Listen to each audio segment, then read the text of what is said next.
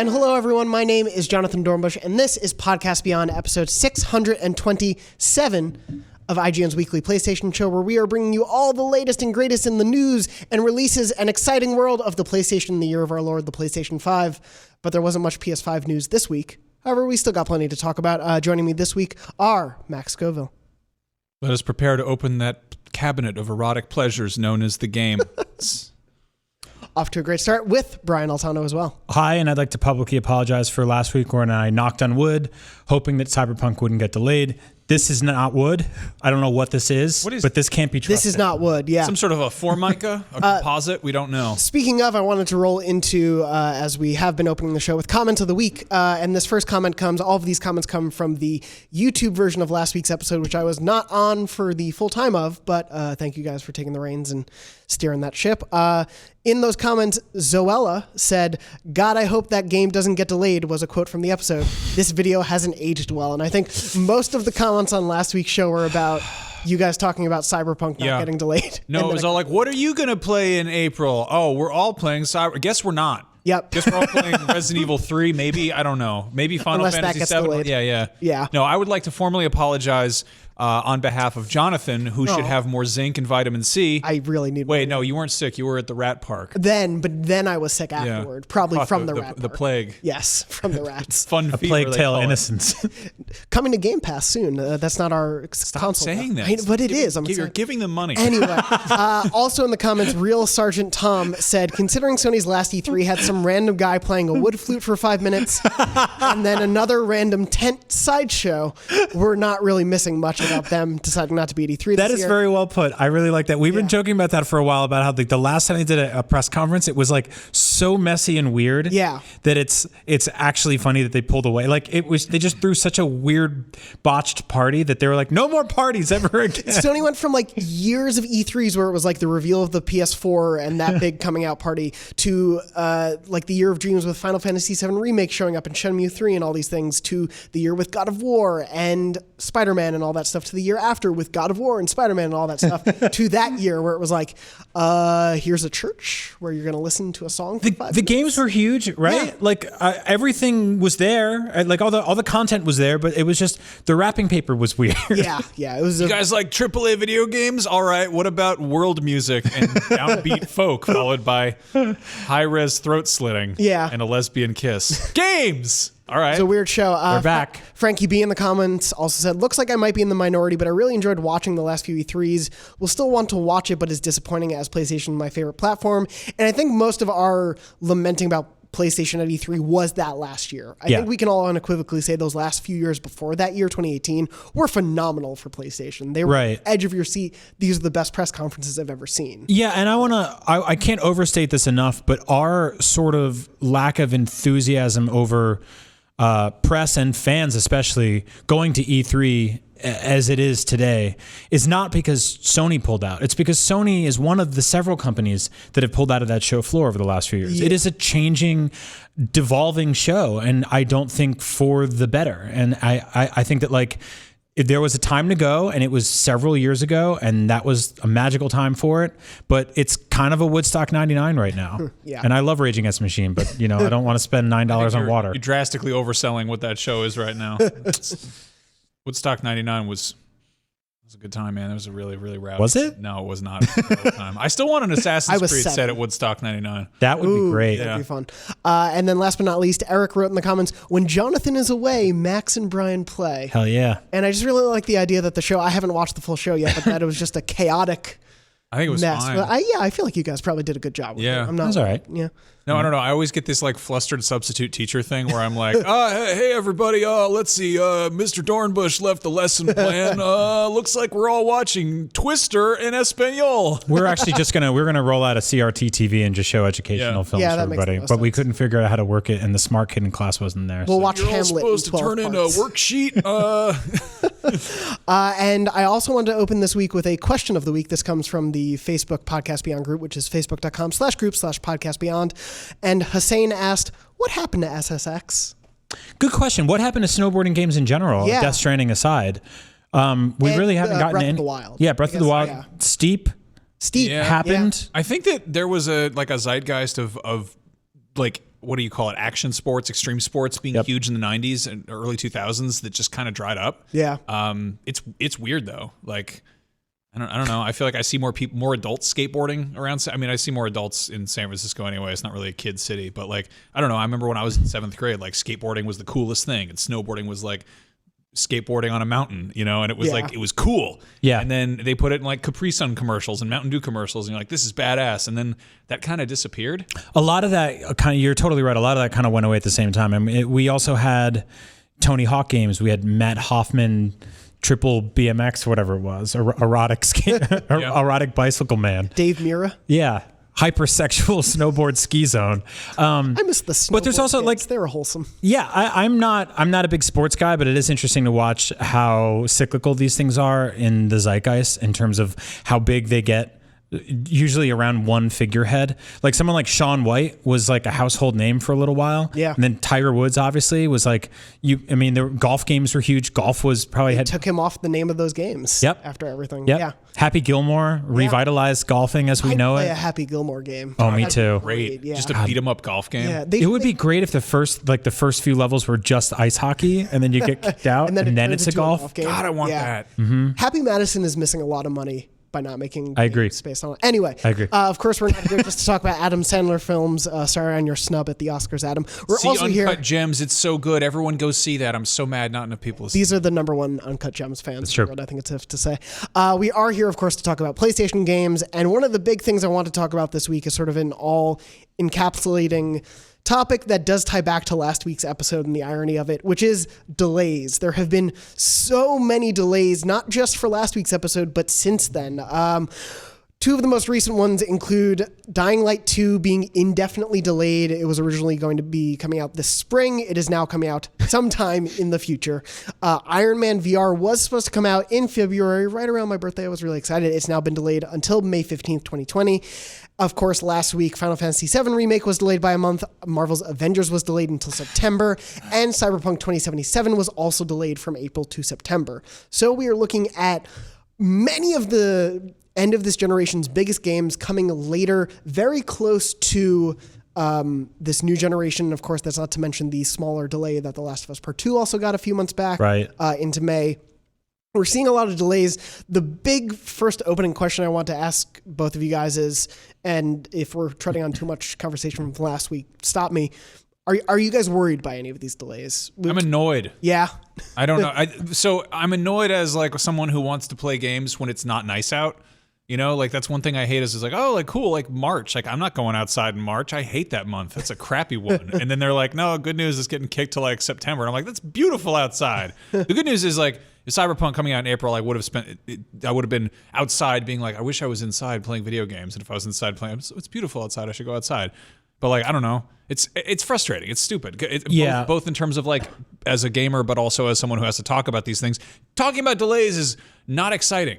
Yeah. It's not like a dramatic cancellation. It's just a mild inconvenience. That's like, oh, we have to wait longer, and we have to tread water and be like, oh, let's vamp. What do we hope to see? I don't know. What do you think's going to happen next? Will we see a sequel? Who knows? There's also this fallacy that delays inherently buy the dev team more time, and by and large, from what we've seen and read anecdotally, is that they don't. They actually extend crunch, which doesn't make it so CD Projekt Red has like an extra 6 months or something to work on this game. It just means that they're like, pedal to the metal, nose to the grindstone, other stupid sayings, harder than ever for even longer, which is like unfortunate. And I know a lot of people don't really think about that part.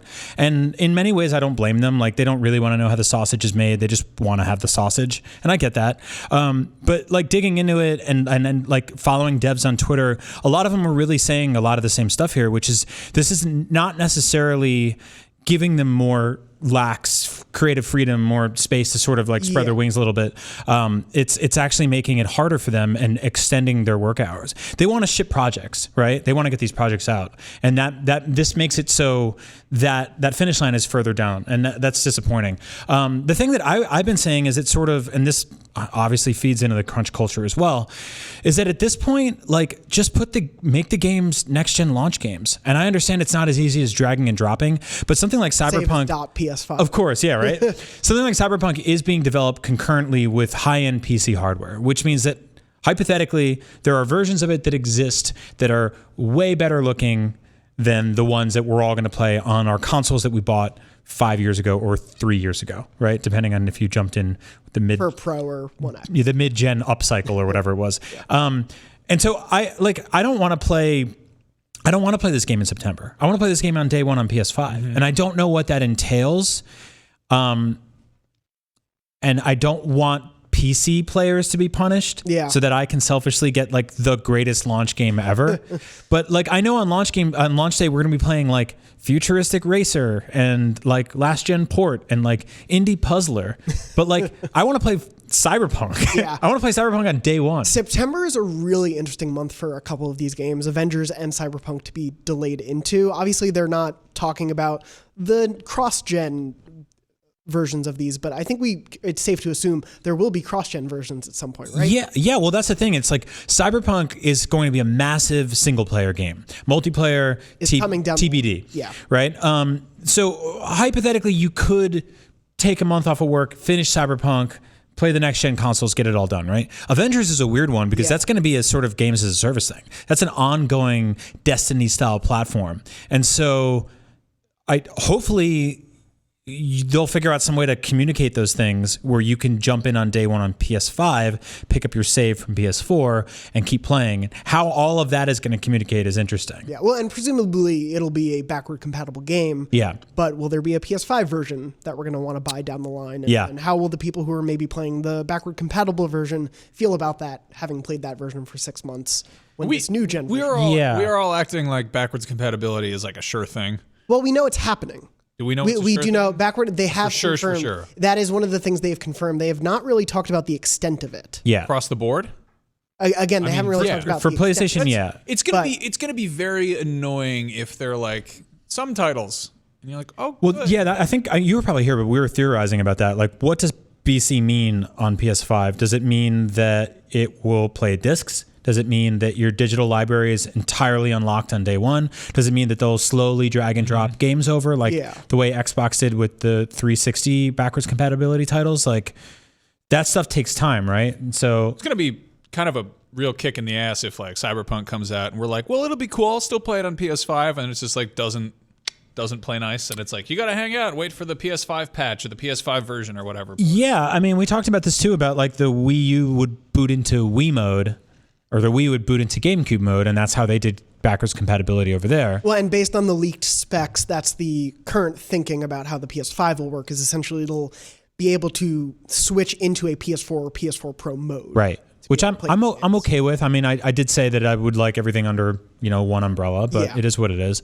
But that would mean that we could get that game working day one, but it's also they're going to make a PS5 version of that game. They're going to double dip on all of these things. Mm-hmm. Yeah. Well, especially these like ongoing games. Yeah. Sure. Yeah. And so I guess like that's where all the big questions are right now. It's not only are these games getting delayed, they're getting delayed so close to next gen launches that will they work on day one? Will they be patched on day one to just be a PS5 game, or will they sell us a brand new SKU for $60 and will we buy it? And the answer to all of those is I don't know, and yes. So going back to the delay thing, like everyone sort of knew that this gen would be happening presumably this year thereabouts. Yeah. So like any games that have been in development for this long or for the amount of time it takes to develop a game and reveal it publicly, it's pretty safe bet that you're aiming pretty close. So it's almost like trying to land a plane on two runways at once. Yeah. And it's I don't know. I think as far as like delays go, it would be pretty weird if we did have this. I remember last gen when they revealed Watch Dogs. Yeah. They're like men, but they're smaller. The Watch Dogs, that demo in Chicago, that was incredible. We're all like, this is amazing. How is this ever going to possibly work on PS3 and Xbox 360? This is nuts. And everyone's like, oh, it's on super high-end PC hardware. It's probably a hint of what next gen has in store. And we're all like, this is incredible. This is great. And then they kept kind of drip feeding us that stuff. And then they were like, oh, it's going to be a launch game. And then it's like, no, it's not. It's going to be launch window. It's actually coming out 6 months after the new hardware. And by the time that came around, it was just like, I'll wait for the second one. I'll pass. You know? Yeah. That also was like one of the poster boys for like the E3 downgrade conversation, and sort of looking at that and being like, wow, night and day. I mean, we called them back in the old like screenshot magazine days. You called them bullshots. Yeah. And now there was an entire like trailer culture around that, you know? And it wasn't just seeing like a CG rendered trailer like Square does a lot, which is sort of like them being like, hey, we can make films like this. We're awesome at this. This is going to be what a cutscene looks like. They were like, this is what this game will look like. And then it didn't. And so also, I want to reiterate or be clear about something. When I want Cyberpunk on day one on next-gen consoles, I still want it to come to the old consoles too. Yeah. I don't want to rob 145 million They'd people. be leaving money on the table. Yeah. There's no way that any of these delayed games, whether or not these indicate the next-gen plans, are not going to still come to current-gen. You just wouldn't want to risk that. It's just weird to watch.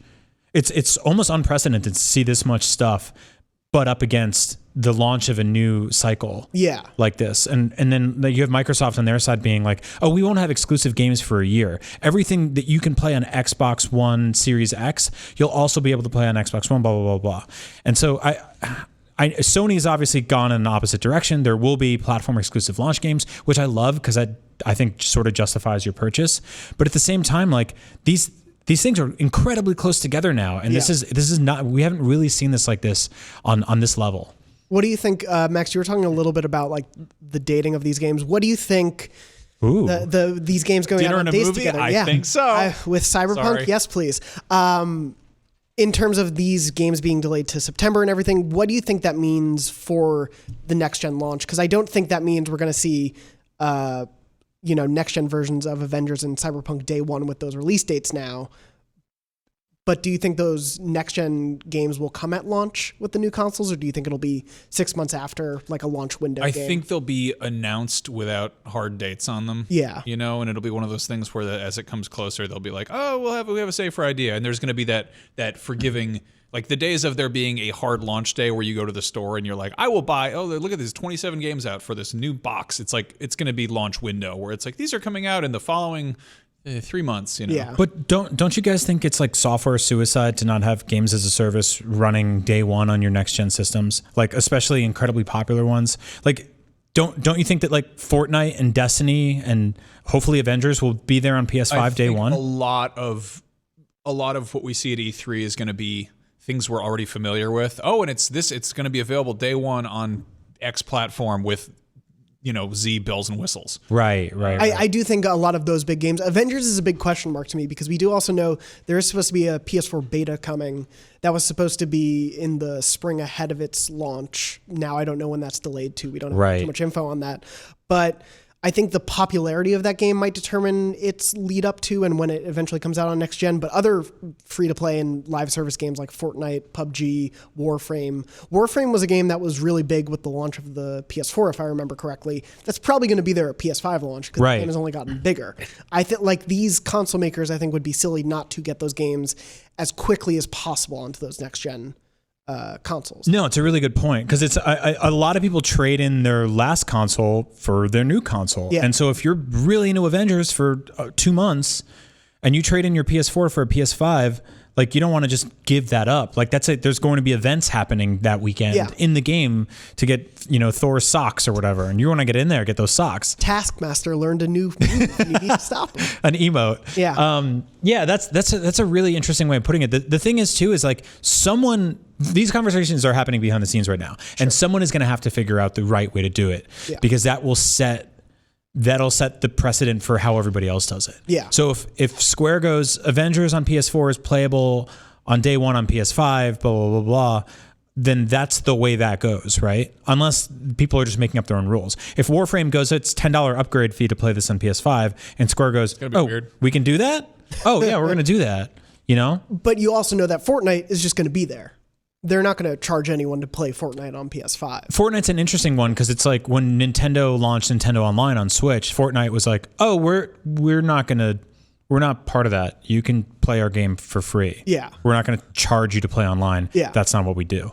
And so I think that they can kind of play by their own rule. Fortnite is also, I saw a video of it running at 120 frames per second on an iPad Pro the other day, and they're like, "Yeah, we can overclock it here. We can do that. We can't really do that anywhere else right now, but we can do that here." And it's just like, oh yeah, so that game just drags and drops everywhere and has its own kind of rules with everywhere it goes. And so yeah, I totally think Fortnite's going to be there on day one. But what will it be, the PS4 download? Or will it be a new PS5 version? It's also better. That's a free game. Yeah. So how does that work? I remember like the sort of dawn of this generation was the kind of the earliest like free to play stuff I remember really talking about. Like Blacklight Retribution was like the big one, Warframe, DC Universe Online. Yeah. And some of that was like I think around for last gen, like the very tail end of it. Yeah. But then like when your ecosystem, when your video games eShop or whatever, your online store is barren on day one, and there's a tab that says free, and people just drop $500, $600 on a console, you best believe they're going into that tab and they're downloading all those free games. And so that stuff did really well on Switch. It did really well on PS4. Warframe, right? Like that's like one of those things where you can jump in day one and start playing like this badass high def video game on your new toy and not have to dump a bunch of money in unless you want socks. It's also, I mean, a lot of, I don't know how you compete with stuff like, you know, Fortnite at this point, Apex Legends, it's been out already. It's got a massive active user base. But if you're like, hey, that's a new free to play game exclusively on this thing or launching day one on this platform, it's like that's how you get, again, people see the free tab and like, oh, cool. Yep. You know, Yeah. try something new, start on the ground up. Yeah, it's going to be really interesting to see how all of these games, both the free and paid ones, navigate that space on day one of these new consoles. I did want to quickly ask before we move to the next topic, do you think with these dates, specifically in September, those are sort of the latest dates in the year we have, does that change your idea of when maybe these consoles are going to launch? I still think November is a safe bet. But does the launch of Cyberpunk and Avengers in September make you rethink that at all? I mean, I saw some theories kicking around that maybe this means that next-gen consoles will launch in September. Yeah. And I'm down with that. That sounds like a blast. It's a good way to start the fall.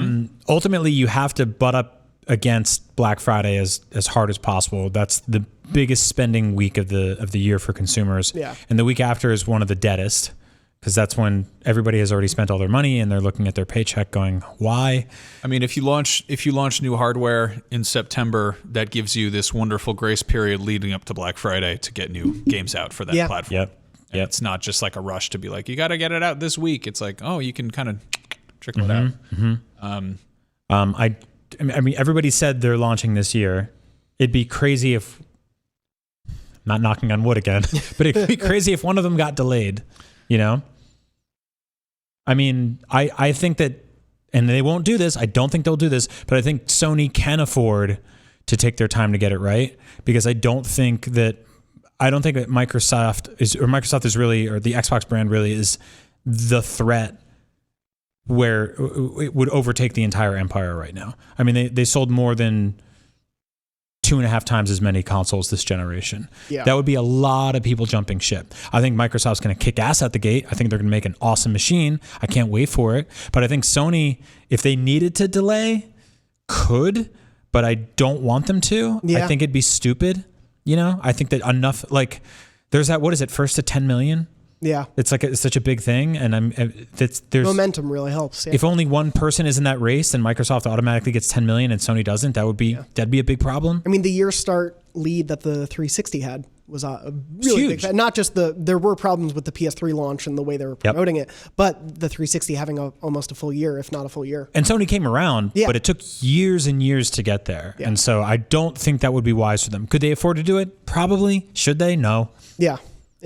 It'll be a very strange thing to see this fall. And obviously we're inching up toward February, which is when everyone is speculating we'll get PS5 news. Will we? I don't know. PlayStation, you guys getting a little bit stir crazy, a little bit Captain just clawing up the wallpaper. Yeah, I just know things. I remember just being like sort of nostalgic for like, who could forget the Project Morpheus or the Orbis or whatever. Orbis, like, remember Orbeus, Project Cafe, all these weird code names. Yeah. It's fun to speculate, but also it gets so tedious where you're just like, just tell me the thing. Yeah. It's Show me the box. That coupled with all the delays has made this January a huge pain in the ass in terms of like being like, all right, what's this year look like? Let's get a big bird's eye view of what 2020 looks like. And it's like, we don't know. Yeah. Because every 2 days. What are you looking forward to in February? I don't know, Sonic the Hedgehog. Playing Sonic the Hedgehog, the movie, the game in dreams, maybe? I can't wait for that. Me too. That'll be really fun. Yeah. Really cool. Moving on from that, though, they make that baby. We'll be going stir crazy for the next few weeks and months until we hear more PS5 information. But I did want to jump to another thing that I don't think you guys talked too much last week about, which is the PC port stuff. Or did you touch on that? Do you remember? It's been a long year. Yeah, it's been a long year since last week. Did that get confirmed or corroborated or anything? No, there's just been a little bit more details. You touch on that. All right. I just had a weird deja vu because we shot a We had a conversation about about it. Max and I talked in another convo you can see on IGN, youtube.com/IGN, about the fact that there were reports from Kotaku that Horizon Zero Dawn is coming to PC. This has been a rumor that's been floating out there for a while, and Kotaku essentially corroborated that with 3 people familiar with Sony's plans, said that Guerrilla Games' Horizon Zero Dawn will be coming at some point to PC. Sony has not officially commented on that or confirmed in any way. After that, I believe there were other rumors and discussion about possibly Dreams coming to PC, which kind of would make sense.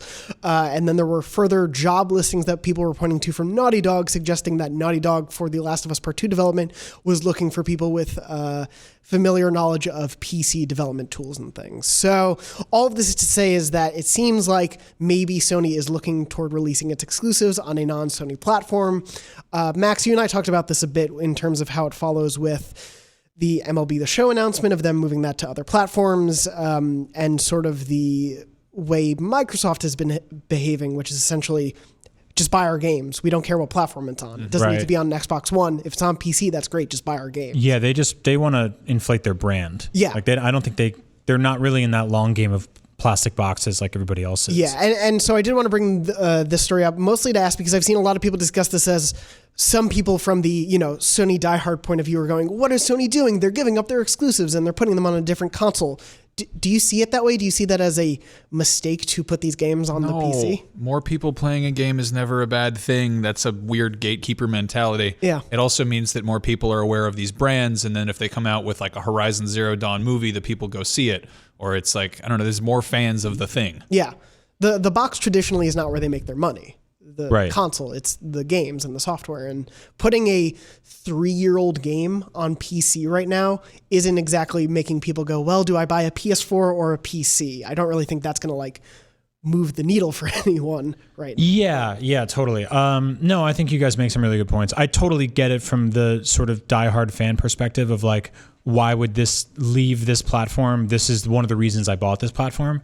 But for a 3-year-old game, that game has basically extracted 99% of its sales by now, bearing a giant price drop that would sales on the usher in a PSN. brand new audience or something like that, or some PS5 port or something. But yeah, I mean, it does sort of fragment the kind of illusion that this is the reason that you would get this thing, this box. It plays all these games and this is the only place where you can play them. But on the flip side, as somebody who loves wild, insane creativity and comedy that generally comes from the PC gaming community, when they get a hold of something, that means that I'm going to get to play Horizon Zero Dawn as Waluigi.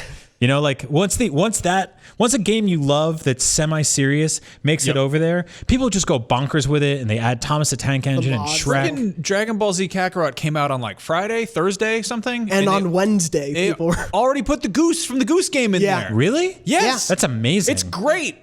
He's just hanging More out. of that, yeah. I would love if someone made Horizon Zero Dawn a mod for it where the robot dinosaurs were the Zords from Power Rangers. Yep. You just make them all different Zords. That'd be great. Yeah. Oh God, that'd be great. I see Sony moving games, especially older games, to PC as more of a, hey, we want people to recognize our IP. We value the brands that we're building within the Sony portfolio, and we want people to play those games. And I don't think that means Horizon Zero Dawn 2 will come out day and date on PC. No, I don't think so either. I think there's an argument too that people will play Horizon and they'll go, this is awesome. When does Horizon 2 come out? And it's like, oh, next year. On what? PS5. Oh, I should get a PS5. Exactly. Pretty sneaky, right? Yeah, I think there is a system seller aspect to that.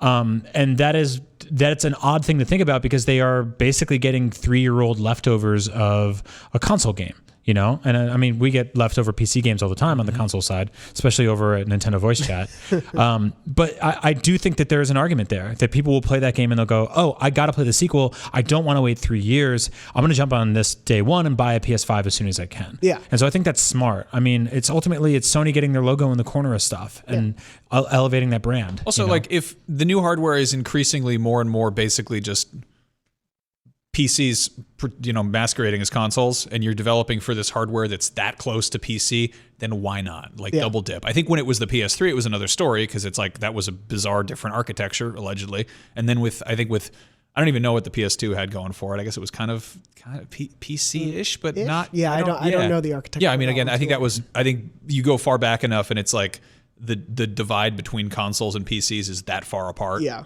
and it's like, which are you making these games for? And now it's like these are. I mean, Microsoft's.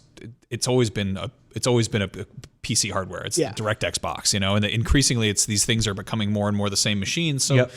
Just if you're going to go to the trouble of making something for one platform and it's not that much trouble to port it over, then go for it, I think if PC is going to start taking stuff from PlayStation, then PlayStation should start taking stuff from PC, such as free online. Like every time my PlayStation Plus auto renews, I'm like, why am I paying for this again? Like I download like maybe one game every 3 months on PlayStation Plus, and I play online almost never because I'm a single player guy.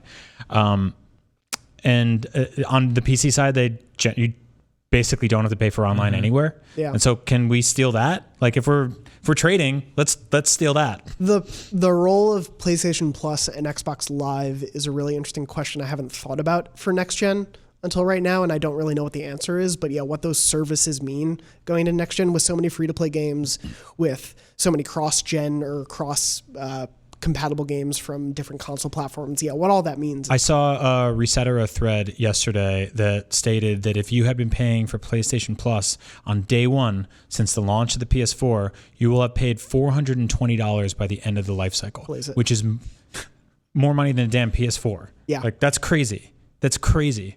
And like, I don't know if you look back at that, like, was that worth it? Maybe. I think there was you could definitely graph the sort of the value there. Yes.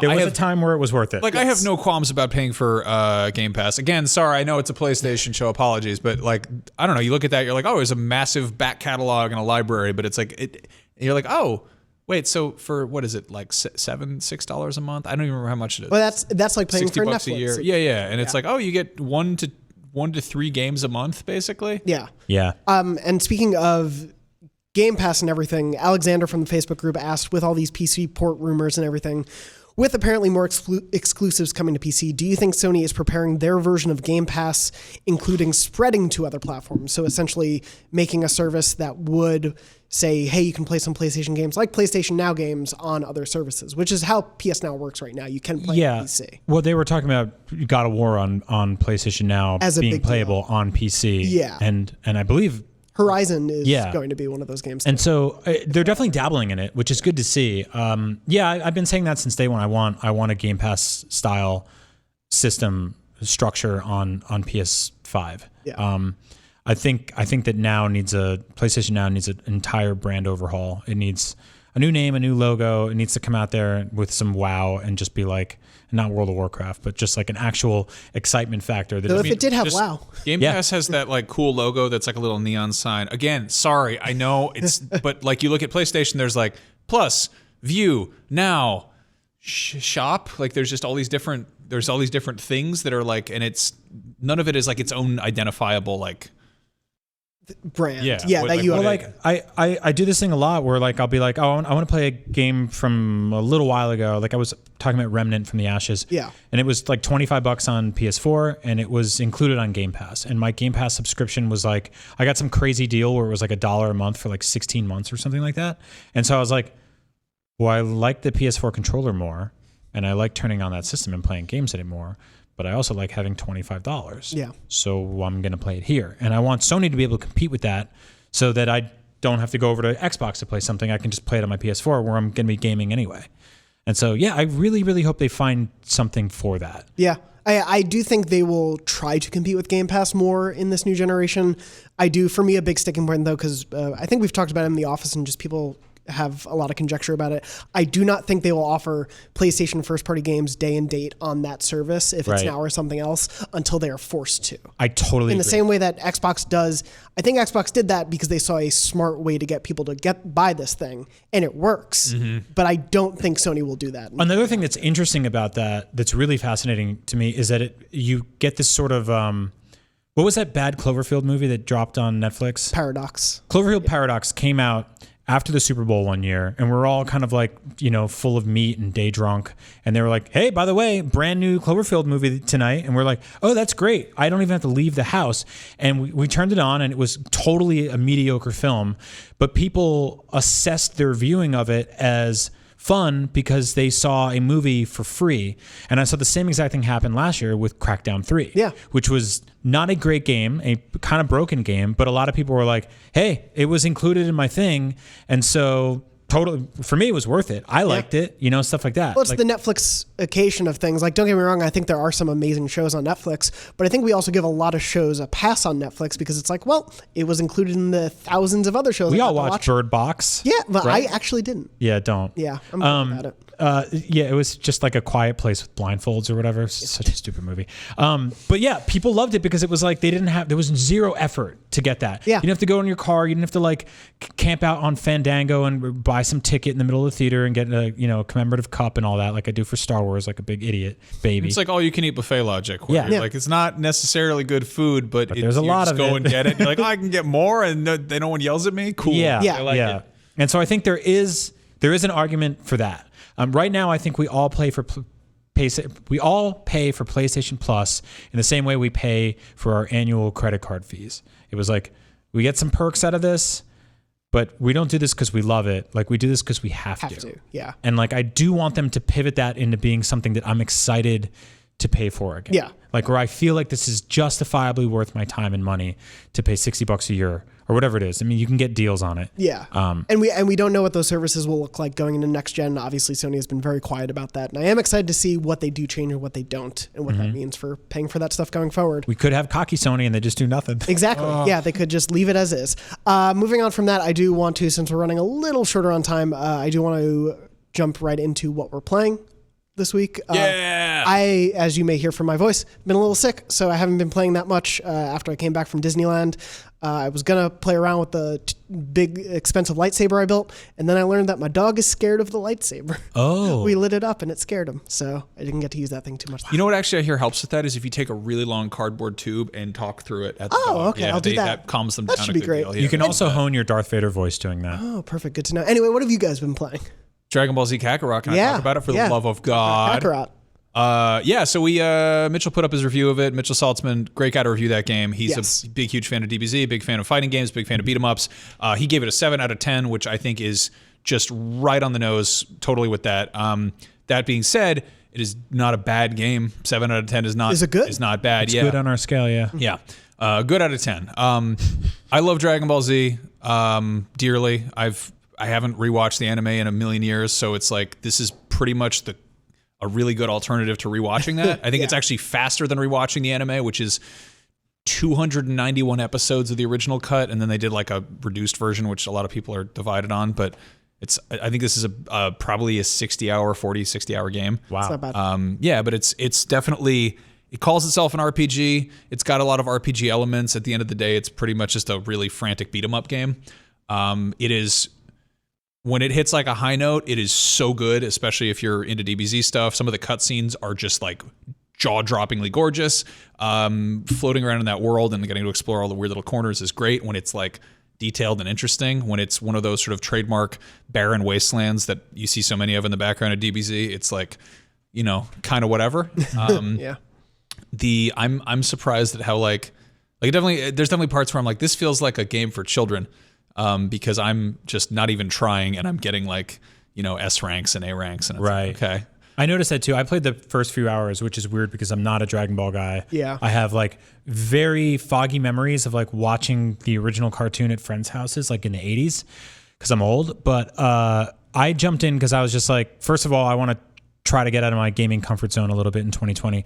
And second of all, I'm always looking for just sort of a fast casual action RPG, and it's totally hitting the notes on that.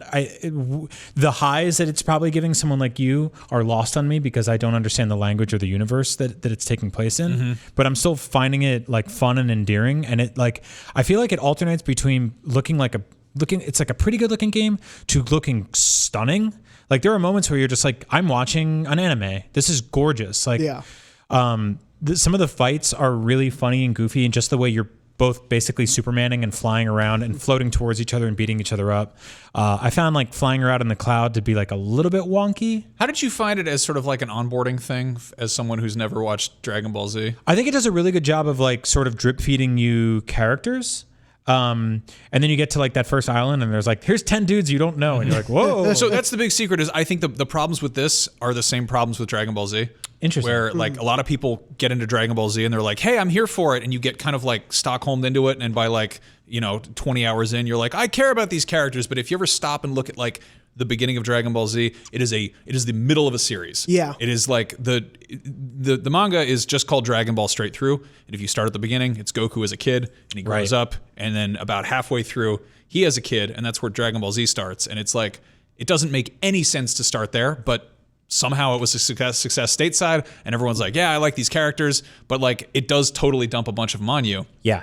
And also, everyone is really strong at that point. Like everyone is pretty much overpowered. Everyone can fly. Everyone can shoot energy blasts. It's kind of like being dumped into an RPG.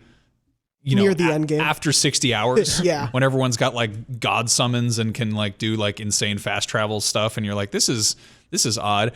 I will say it has some of the same kind of like whiplash problems that I would say any superhero game would have, where like Goku is running around 150 miles an hour and he's like super jumping into the air, but then they're like, you can't jump on that. And you're like, why? I'm a superhero. I want to be able to jump on the mountain. And they're like, no, you can't. We didn't draw a ledge up there. You can't go up there. And then you go in a house and he's just like walking around incredibly slow, and like his girlfriend, I think, is like cooking him like katsu. And you're like, all right, this is kind of like a breakneck halt from what I was just doing seconds earlier. Or like you'll go running through and they'll be like, hey, you forgot Gohan. And you're like, well, where's that little boy? And they're like, he's just like hanging out in a tree somewhere. So you have to like tediously walk back, and he's like walking. It's like having a toddler following you. Yeah, I've only played the first like half hour, an hour or so before I got sick. And it was one of those things where it started and it's that mission with Gohan. And he's like, oh, you went too far. Where are you? And I'm like, oh, I have to go back. Hi, great news. You are the world's strongest man. Yeah. You can fly. You can destroy mountains. You can run faster than anyone. Wonderful. But you have a 4-year-old son and you have to walk him to get apples. Oh, okay. So slow down. Yeah. Take your time. Also, your wife wants you to go home. No running in the house. Yep. Yeah. I think now that I understand all that, it'll gel with me a little more. But at first I was kind of like, why won't you let me be the superhero man? Yeah. It's really like, it's really weird. I'm a much bigger fan of like classic Dragon Ball because it's like, I think more like I always describe Dragon Ball to Dragon Ball Z as if like, if Looney Tunes turned into the X-Men, like weird, dark, late stage X-Men, where it's like the fate of the galaxy hangs in the balance, but it began as like animals hitting each other. Right. Which is literally what Dragon Ball is. Like the first main villain they have is a pig who can shapeshift for 60 seconds at a time. And so they like feed him a magical candy that will make him get diarrhea anytime somebody whistles. Like that's what Dragon Ball is. And then Dragon Ball Z is, oh no, this space warlord has destroyed the planet and everyone on it, including the guy who created the magic balls that grant wishes. So we have to use other balls to wish him back to life so that we can make the other.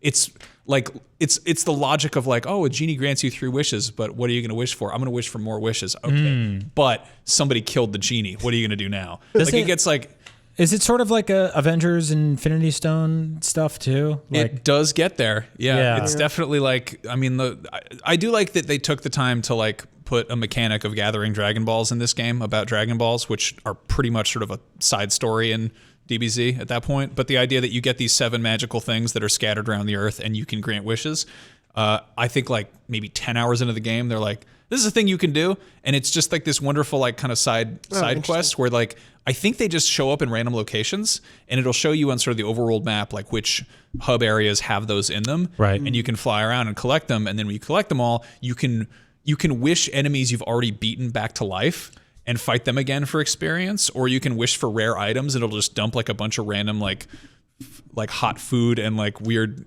like collectibles on you, and you're like, cool, you gave me like 4 bowls of soup and a porno magazine that I can give to my old trainer to level up our friendship. Perfect. Yeah, it's so weird thing is what is it, CyberConnect 2, the studio that put it out, they also did Asura's Wrath a million years ago, which was I remember when it came out, it was this gorgeous cell shaded game that was heavily like QuickTime event, like heavy, whatever.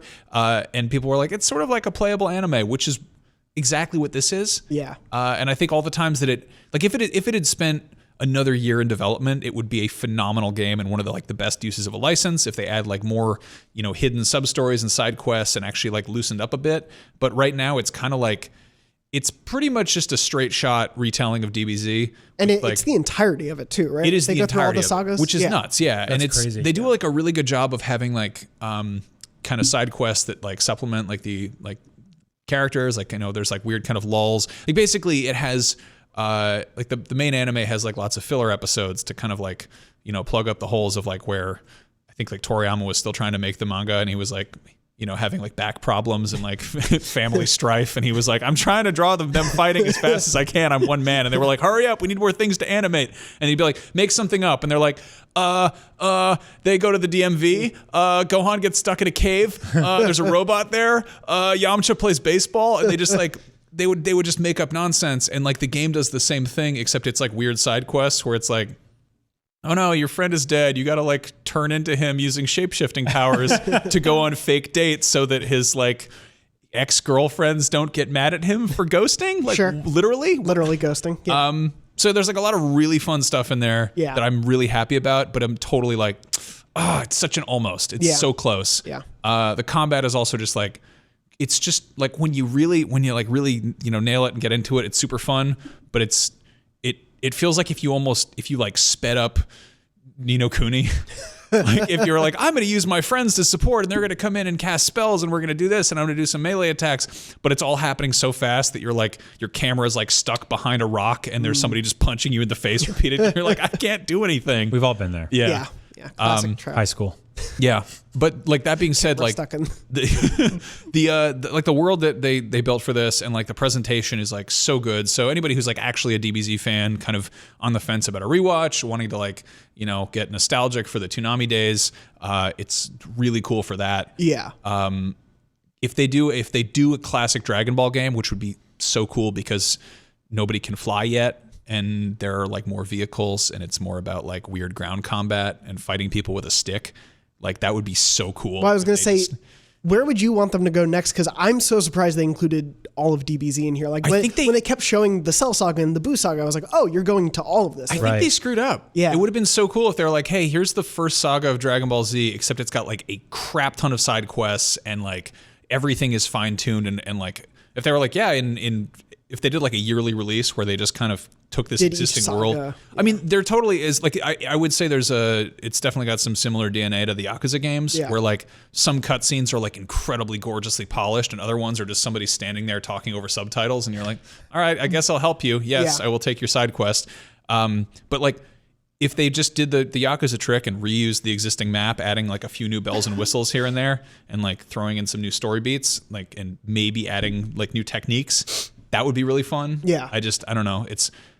It's weird to complain about this being a comprehensive Dragon Ball Z video game, but it's like, I just wish it had like a little more polish. It is surprising, that they did that, but it's good to hear that as a Dragon Ball fan, you are enjoying it. Yeah. I know a lot of people are talking about wanting Dragon Ball Super, but that runs into the even bigger problem of like, once again, everyone just gets way more powerful. Yeah. And it's like, just scale it back. Like so many people haven't experienced classic Dragon Ball that it's like, that would be kind of crazy if it was like, hey, here's the Yakuza 0 of DBZ games. Like, that'd be a cool place to go. Yeah, here's a jumping on point with early stuff. Yeah, I would love that. That cutscene disparity is one of my favorite things from like the PS2 era that you see all the time. I hope we don't have that in next gen, but yeah. Well, I'm glad you've been enjoying that. I am excited to jump into that as well. If you've been playing Kakarot, let us know what you've been thinking about in the comments. A couple things before we wrap up. Want to jump into a memory card story. Memory card is, of course, our weekly segment where you, the listeners and viewers at home, write in with your funny, weird, wacky, strange, whatever memories of your PlayStation gaming life, and we read those on the show. You can write into beyond@ign.com with the subject line memory card, and we'll read them on the show every week. Can we get some silly ones? I feel like we get a lot of really intense, kind of sad ones sometimes, and those are good, but like get some silly ones. Give us some silly ones. I remember one of the earliest ones we read I fought it on my PS3. One of the earliest ones we read was about I think the guy who sold like 100 copies of a baseball game because like he tricked GameStop or I love that into story. it. Yeah. So if you have weird ones like that, please send them in. This one, shorter one, because as you can hear my voice, a bit hard to talk, comes from Ed. Ed wrote in to beyond@ign.com and said, Beyond, Brian's comment about his parents' lack of gaming sparked my own personal memory card. My mom has never really been into gaming, but one weekend when I was home from college, I brought my PS2 with me to play some Silent Hill 2. My mom was sitting in the living room as I played on the TV in the dark, and she became fascinated with what was happening in the game. If you met my mom, she'd be the last person in the world you'd expect to take an interest in Silent Hill, but she kept remarking how much the game felt like a movie and how creepy it was. It was a rare moment where my mom shared any modicum of interest in video games. Every now and then she still asks me whatever happened to that series, and I have to sadly explain to her that Konami uses it for Plinko machines now. I'll always remember that weird night, though, where my then middle-aged Catholic mom got really into J-horror. Love the show. Thanks for keeping me entertained every week, Ed. Short one, but thank you for writing in with that one. I thought it was That's just great. funny, I love that. Yeah, that does have there's a sad ending to that franchise. Yeah. There's a rumor kicking around that they're working on 2 concurrent Silent Hill games, though. That'd be For Plinko? For Pachinko? Plinko. No. For the real game console. The irony of them using Silent Hill to make the loudest machines possible. It's like there's nothing silent about. I mean, Metal those Gear balls. Solid. Pachinko parlors sneaking are game. terrifying, though. Yeah. They're some of the scariest places on earth. And yeah, thank you for writing in with that. Tell us your Pachinko horror stories or PlayStation horror stories. But writing into beyond@ign.com, we'll read many more. We have a lot more to read in the weeks to come. Before we wrap up, a couple questions from people in the Facebook Beyond group. I reached out for questions. The first one comes from Christoph. Christoph asked, what color will the PS5 disc cases be? Ooh, So God, that's a good question. Those change sort of every generation. They've been traditionally black. Can I in make a most confession? genres. Yeah. I hate the blue so much. Yeah. I hate it. Really? What about the hate red it. Why? of the PlayStation hits? I was Red was good. Yeah. I was okay with that for some reason. Okay. I hate the blue so much. Why? It feels like the same problem as the 360. I don't know. I like something that you can sort of be like, maybe they're movies. It's also easy to identify which things on your shelf are games if you're trying to sort stuff out. That's Yeah. good. They do look like Blu-rays. I liked clear. I thought clear was nice for PS3. There Black. works. Black Yeah. is good. White would be really awesome. Purple? No. No. You gotta No. stop. What about like a dare what you. about like a clear red? I love this question. I love this. I remember when Thought you- Clear red? in the heart of the What's a clear red? like wet blood. What? Like as opposed to dry blood. Yeah, when it's still wet. You know, like a liquid. You know blood's like purple in real life? They should not make the PlayStation. Actually, that'd be really scary if they made like blood-colored cases. Yeah. Well, I loved when games would have specialty cases too. I wish that would happen more often. So I remember I agree. in Yeah. fourth grade, one of those times when I asked like a dumb question or said a dumb thing that just made someone just look at me cockeyed. The old days where you Yeah. would say dumb So things. I can't even remember what game it was, but I remember like Killer Instinct had just come out, which on Super Nintendo had a black cartridge, and like I think Donkey Kong Country or Donkey Kong Land on Game Boy had like a yellow card, and like it was occasionally like, oh cool, like they're mixing it up, getting kind of kooky with the colors. Ocarina was gold. But it was like, it was long before gold. That was way too crazy. But I was like, definitely like, kind of like, hey, that's kind of nice. Like Killer Instinct, black cartridge. That's badass. And then somebody's like, I got this new game. And I was like, what color is it? And they were like, what? And I was like, Killer Instinct is like black. Like, what color is it? And he's like, it's freaking gray, dude. And I was like, all right, sorry, Yeah. That's actually the thing I really miss about the cartridge era was just being like, what do they look like? Ooh, Yeah. they're Yeah. fat little rectangles or like funny little squares. Like I remember on the Wii U, the sides of the disc were like soft and rounded. And I was just like, that's so cool because it's like slightly different than all the other discs and all the other systems. I mean, GameCube mini discs were such a novelty too. those were so cool. Yeah. I miss even those. UMDs were like, Oh, those were I wild. was like, this yeah. is so awesome. Yeah. Yeah. Like it's like a disc and a cartridge at the Finally. same time. So tired of all of the corners on my mini discs using wind resistance to slow them down. This is much faster because it's not what I don't know. Yeah. it was like egg shaped kind of. The reality is it'll probably be gray or black or something boring, and they'll be phased out because we download games. I hope that they make them custom for each game. I would love and I hope that it's a complete nonsense library, and you get like a cool scary game, and it's like a blood red, and then you get like a cool cyber game, and it's like silver. And great. then they'll have like marbled ones. I want them to be like D&D dice. I want them to be crazy. I want glow in the dark cases. That's I gonna want look like your special- shelf is gonna look nonsense. My shelf is nonsense right now. I got a new entertainment center, and there's no room for my games. I have them all in bags next to the nice bags. I have like 4 grocery bags full of Blu-rays and discs. It looks like crazy people live in my house. Maybe they do. Who knows? Anyway, Joshua asks on a different note. I'm just bringing the mood right down. What are some games that helped you cope with a loss? And I wanted to bring this one up mostly because it ties to a PlayStation memory for me. The PS3, the year my mom died when I was in high school, was the same year I got a PlayStation 3 for Christmas. So 9 months later, it was our first Christmas without her. And I got the PS3 with, I think, Uncharted 1 and 2 had just come out that year. So I got both of those and Infamous and played through all of those through vacation. It was just kind of this, like, my introduction to the PS3 was these great first-party games. Right. And they were all I played because traditionally every Christmas we'd wake up and play games together based on whatever I got for Christmas morning. And so this was sort of a, like, these are my first games without my mom. Here's what I'm playing. But it ties into the PlayStation history we've had together. So... Yeah, generally through loss or breakups, my go-to are like big, goofy, open world games that have a bunch of boxes to tick off, because video games are inherently escapism, but like none so more than like a giant open world game where you just have a million things to do. You're not going through some narrative story. You're not really watching a ton of cutscenes. You're just like flipping over cars and trucks and jumping on buildings and collecting eggs and pigeons or whatever you're doing in some big dumb action game. I love stuff like that. That's usually my go-to. I try to play stuff that's like slightly goofier or more optimistic. Yeah. I think I tried through grief to like dive headfirst into like really dark, miserable stuff, and I think that only carries you so far. Yeah. It definitely helps. Like there's definitely, like, I remember like the weekend we buried my mom, I went to go see Blade Runner 2049, and I was like, well, that's much worse. That world is like a lot worse than what I'm dealing with, so that helps because it's sort of like that reverse escapism of being like, I'm going to look at something that's so bad that it makes my bad stuff feel better in comparison.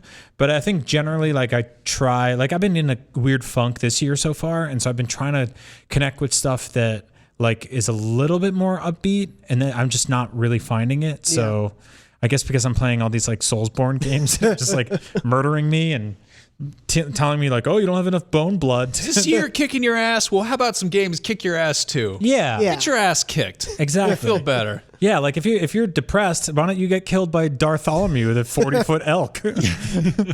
The wet dog. Yeah, we'll give you a bunch of items that you don't understand. In 2009, I basically dropped out of art school to pursue this internship thing that eventually turned into, long story short, a career in the video game industry, but exploded in my face before that happened. And I basically moved in with my dad and was like living on his couch. And like, I had a MacBook Pro that I ran boot camp on, and then ran a pirated copy of Far Cry 2. Sorry, Far Cry. I think I've made it up to you in time since then. But that's a game where you can run around and burn things and just set everything on fire, which is exactly what I did. You didn't pay for Windows? Actually, I think I did pay for Windows. Why don't you apologize to the good folks at Windows? I've plugged Game Pass like 8 times this episode. What do you want? You've done your due diligence. Bill Gates is only the second richest man in the world. How dare you? Everybody order some Xbox games on Amazon. Wait, no, don't do that. There at Windows. No, but so I played through Far Cry 2, I think mostly, which is a game where you set a lot of fires. It's great. It's got procedurally generated fire. It's cool. Everything is very dry. You have a fever the whole time, so you're burning up too. Everything just burns in that game. And I proceeded to fry the motherboard in my MacBook doing that, which I remember I'd have it in my lap and I'd be like, this is burning my legs. I'm gonna put this on the coffee table, and it would have like a steam outline on like the glass coffee table. And I'm like, it's probably not good for it. Was it while you were setting fires in that game? Yeah, that's amazing. So the graphics are too good. Who needs haptic feedback when your computer can just go on fire too? Just burn your legs with Far Cry 2. Run it now on Windows. That's like on Mac OS. It's like if you played an Apache helicopter game on the PS4 Pro. It's just my like, God. Loud asses. Yeah. I would love that. Recreation of your actual system. Yeah. I hate it. That was like one of the few times I've seen my dad like genuinely really disappointed with me, and I was just like sitting there playing Far Cry and just burning shit and like just making a real mess of things and just shooting guns off. And he's just like, "You need to get a job." And I was like, "Okay, sorry." And almost second to last one, Graham asked, what do you guys think of Watch Dogs Legion? Is it going to be a PS5 game? So they've said before that it is coming to cross-gen, but I did want to bring up Legion because we kind of haven't heard about it much. We were talking about Watch Dogs earlier. Are you guys excited for it? It's been since E3 really that we've heard about it. I'm taking a very specific approach with that game, which is cool. I'll play it when it's out. I'm not hyped for it. excited for it. I'm not counting down the days. I think it's going to kick ass, and I think it's going to be fun as hell, and I think it's going to be revolutionary in a lot of ways. And I'm also not starving for it. So when it shows up, I'm playing it on day one. I'll buy the special edition with it won't come with a dog because they said that there aren't dogs in that game. Why do they keep doing this to us? That's exclusive journalism I got at E3. You guys are welcome. Yeah, so I can't wait for that. I will play it, but I'm not going to sit there and be like, oh no, it got delayed, or oh no, this and that. I can't, count down the seconds for it. When it shows up, I'll love it. I'll enjoy it, but I'm not going to burn myself out getting excited for it. I have enough games that are doing that to me right now. Yeah. I was really excited for that game when I mistakenly thought that it was coming out last fall. And then I heard that it was not coming out. It was coming out in the spring. And I was like, okay, I'll play that before Cyberpunk. And then they're like, no, you're not. And I was like, okay, well, I'll play it next. So it's basically like a revisit of the whole thing with the first Watch Dogs. If that comes out as like a launch game for next gen, like that seems very cool. I feel like that's definitely one of those things where they're like, seems like a great. We now have more people. Everyone has a better personality. Like we used the cloud to make everyone more British or whatever is happening in. You can see the old lady's mustache better. Yeah. We've got all sorts of cool wrinkles. Everyone's very dehydrated there. We're gonna have cool wrinkles by the time that old ass comes out. I'm gonna be a silver fox. It's gonna be great. No, I'm really excited for it, but also like what Brian said, like it's just one of those things where I'm like, I'll play it when it's out, and I'm gonna ignore everything until then. Yeah. See, saying it might be a launch game just got me really excited for it now. That could be a really fun launch game, I think. Yeah. And last but not least, Dan asked, "What's in Max's pocket?" Nothing exciting. Nothing this week. Oh, nothing great. Sometimes there's nothing. What is there? It's the same. Oh, wait, no. Oh. It's eggs. This pen. Is that a vape pen? No, it's a regular, an old-fashioned writing pen. I think that's a vape pen. Those are outlawed. Do they make vape pens that you can click? Like how do you think you trick the cops, man? Get the jakes off your tail. Po9. What? Boys in Blue. Po9? Never heard of the Po9? What is that? The police. Is that like Pony Canine? Anyway, thank you so much for listening to this episode, Podcast Beyond, episode 627 of IGN's weekly PlayStation show. Before we go out for the week, I did want to put out a call for a new segment we like to start doing next week. We'll talk about what it is more in full next week, but write into beyond@ign.com with this prompt. Basically, we want to hear from all of you out there about like that one thing, whether it was a gameplay hook or a scene in a game or a particular performance from a character in a game or a voice actor, or, the way a level was lit, some small little detail in a PlayStation game that you played, preferably first party or exclusive or multi-platform if you played it on PlayStation. But write in and describe to us about that one little thing that really grabbed you and made you love a specific game. It can be from any generation, whenever you played it. Write into us with that. Write in with the subject line, that one thing, to beyond@ign.com, and we'll start to read these on the show each week. Basically, we want to dive into the games we love, but specifically like the little touches to them that really make us love them and sort of go the extra mile for why we care about them so much. I'll kick it off with a very quick one. Punching through a treasure chest in God of War. Yes. It is an amazing little thing. It's so satisfying. I've been opening treasure chests in video games since the 80s, and it's wonderful to see that angry bald man just punch a hole through it and steal the treasures. The first time he punched open a chest in that game, I was like, oh, that's how we're doing that in this game. Okay, yeah, that is. There's like other games where you're just like, you're fiddling with a lock picking mechanic, and Kratos is like, no.